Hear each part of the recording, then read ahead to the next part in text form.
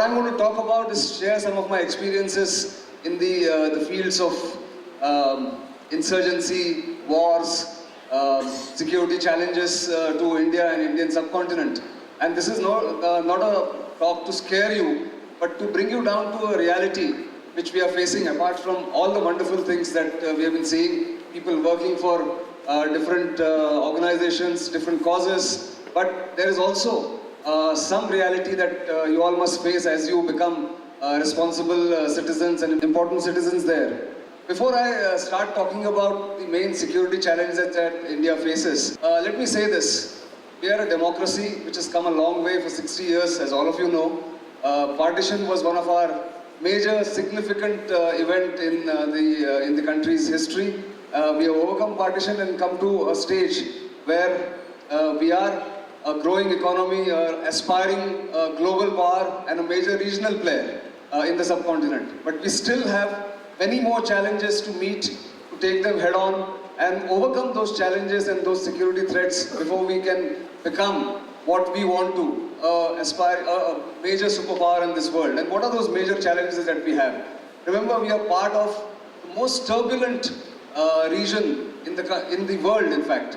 Afghanistan, Pakistan, Sri Lanka, till last year had a major civil war going on. Bangladesh, Nepal, you name it, and we are ringed by turbulent and unstable countries around us. So that's one of the major threats. We are facing what I call externally sponsored jihad in India, and I'll speak about it a little more in the next slide. We also have a lot of secessionist and ethnic issues in India's northeast, where I spent my formative years and grew up as a journalist for 23 years in that region, of beautiful region of India's northeast, comprising 7 and 8 states there. We have internal armed movements. The Naxalites are all over the place in central India. The heart of India is now being taken over by the Naxalites, the armed movement which they have launched over the last 10-15 years. But the more important aspect of this threats that we face is basically the communal and economic divide that we are facing in this country.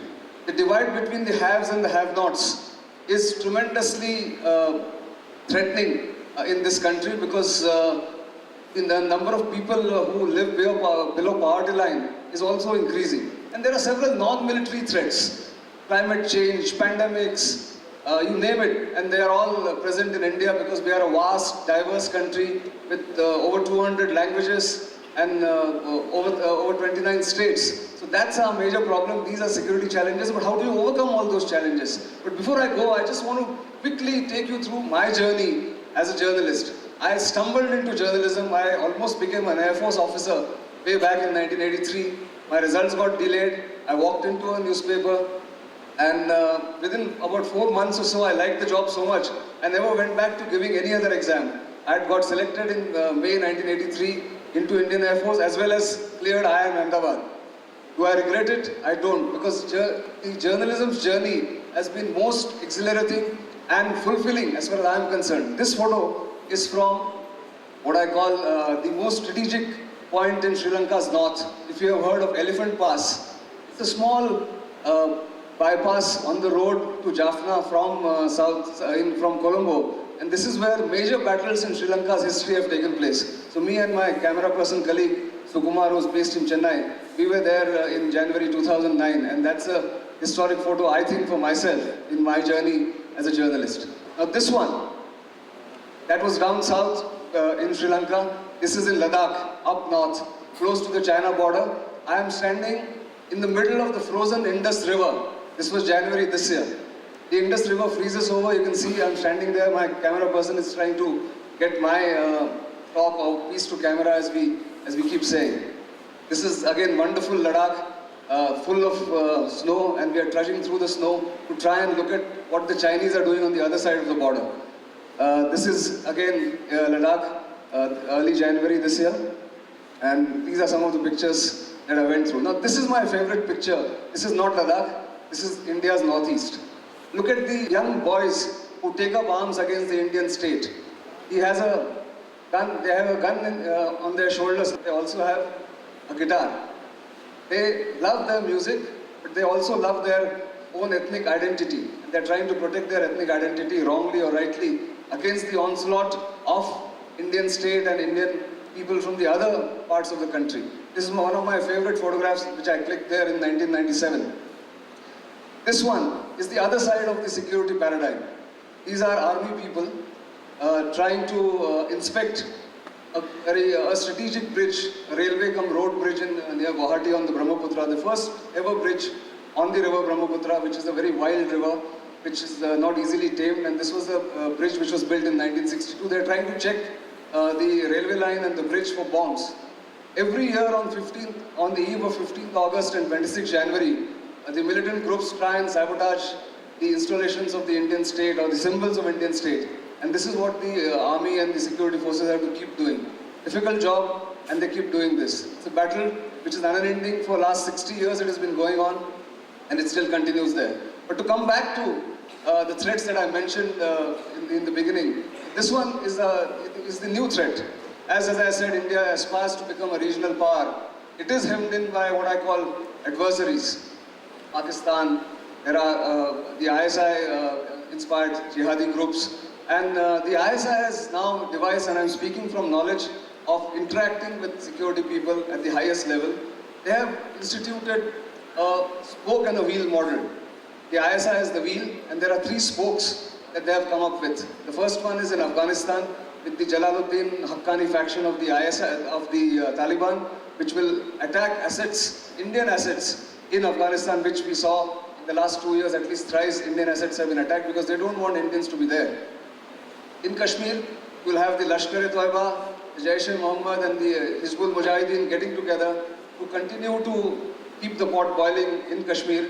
And the rest of India, what they will do is, they will have the Indian Mujahideen, the indigenously formed Indian insurgent group or a militant group, which is now sponsored and supported by the Lashkar.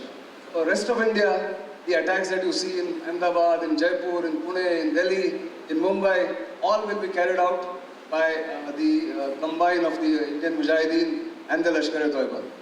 And this is what the thing is. Now look at this picture again. A young boy in the northeast handling a gun, which whereas he should be handling a guitar or maybe learning something for his life survival, but he's handling a gun there. This is the reality of the secessionist and ethnic movements in India's northeast. There are the Asia's longest running insurgency, for your information. It started way back in 1956. Even when I was not born, was the Naga insurgency, and it is still going on, although they are in a ceasefire mode with the Indian government there. The northeast of India is always out of sight, and that's why it's out of mind. But it's a very vital bridgehead for India if you have to actually make friendship with Southeast Asian nations. It's 7% land, nearly 3.5% of India's population stays there in those areas.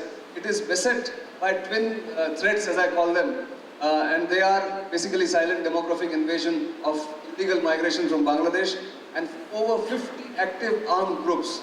Sitting here in the safe environments of this auditorium, you may not realize how grave this threat is, but the reality is that this threat exists and we are not doing much to overcome this threat. There are re-emerging linkages with China in the northeast, which we can talk about if we have any question and answer session later, but that's another threat that is happening. And the biggest and most seen, most visible threat all of you must be seeing and reading about and seeing on television is this. The Naxalism, the Leftwing Extremism as it is called in the official parlance, the LWE, has spread to 13 states in the heart of India. These states are minerally rich and also constitute the major portion of India's landmass rather. And they are striking at the heart of India. Their stated aim is to overthrow the Indian nation state in an armed revolution by 2050. This all might seem very scary to you. Why I am bringing all this to your notice is that all of you will get into some position or the other to be decision makers and be responsible citizens. And if you don't know what is your real threat in coming years, then perhaps your work will not be complete. You must know these threats that are there. They employ guerrilla tactics. They also rope in a lot of intellectuals as their supporters. And why has this happened? That is the crux of the matter. The lack of governance in those areas has allowed the Naxalites, the left-wing extremists to flourish in those tribal areas. For years together, for decades, the government hasn't reached those areas, or if it has reached, it has only exploited those poor and the uneducated, illiterate tribals in those areas. Now, but more than that, what I think about Naxalites can be tackled, and they are being tackled in the coming 10 years or so. There will be a lot of anti-Naxalite operations, cohesive strategy will be taken up by the government. But I am more worried about, as a security analyst, about the communal and economic divide that India faces. The greatest challenge in my view is the communal and the economic divide that we face. Remember, if 1947 was a physical partition where we divided the country into three parts, East Pakistan, West Pakistan and India, and then now you have Bangladesh on the east. Today, we are facing what I call emotional partition. Too much gap between the people of different communities and different religions and different ethnicities. And that is what is worrying me, because India is a country which is diverse, which has no segregated living for different people. And if the emotional divide continues, we are in for a major trouble in coming years. The gap, the economic gap between the haves and the have-nots has also increased rapidly.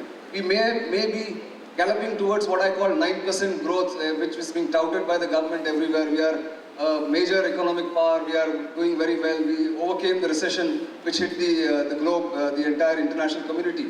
But this 9% growth is only benefiting, in my view, just about 18 to 20% people of India's population. Now that's a scary part. And I'll give you just one small example of what happened in the National Capital Region of Delhi in the last fortnight or so. If you read the papers carefully in Delhi, there have been at least 18 to 20 break-ins into rich, gated communities, societies and flats where their own drivers and their own maids, or maybe helping some thieves, they've broken in and taken away or murdered people. So what is happening is the gap is increasing, and the economic ability or economic capability of these people is going down, and those who are rich are only getting richer. That's going to be a major problem in coming years. And this leads to what I say, which I just mentioned, leading to frustration and resentment among the working class, the people who give us service, which Vishal spoke so eloquently about. And there are several non-military threats. This population migration from India is a country which invites, or let's say which welcomes willingly lots of refugees from different other countries, from Bangladesh, from Sri Lanka, from Afghanistan. That migration is also going to create a problem. Environmental degradation is happening in our rivers, in our forests. Cyber terrorism, who as young generation will understand what cyber terrorism can, what kind of havoc it can wreak. And organized crime, of course, we know in Bombay what kind of things have happened in Bombay so far. Fake currency. Pakistan and others are pumping in fake currency into India worth crores every month. That is also disrupts your economy, and that's a threat that exists. Climate change. Rivers are going to dry up. There are going to be problems of water sharing. States are already fighting on water sharing in South India, in North India, and also we are going to have some problem with Pakistan if it continues with its recalcitrant attitude about Indus River water and others. And then there are pandemics, SARS, swine flu. You saw them in Pune. What happened? There was one case of swine flu to begin with, and we in the media, and I am a guilty party, I represent the media, we perhaps added to the panic among the people, and which led to so much pandemic there, that kind of panic which happened in Pune and Bombay that time, which we could have avoided. So media is also responsible for some of that. So what should we do? You might think that, I've spoken about all scary things, all negative things, but there are some things that we as people can do and a state can do.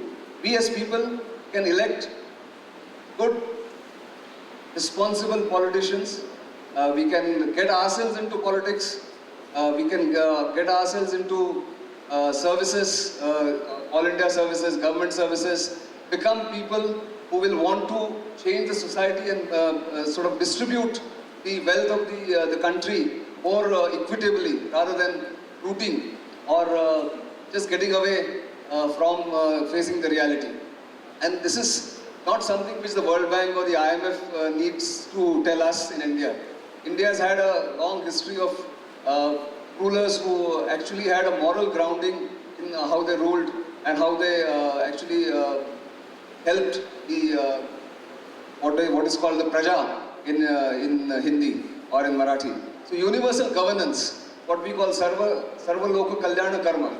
You have to govern for everybody, equitably, not for a certain class of people, not for a certain privileged society, but for everybody in this country. You must have universal governance. The governance must reach there, and that is where people like you, the youngsters, can help by getting into government, by trying to give more and more of your services, your skills to governance.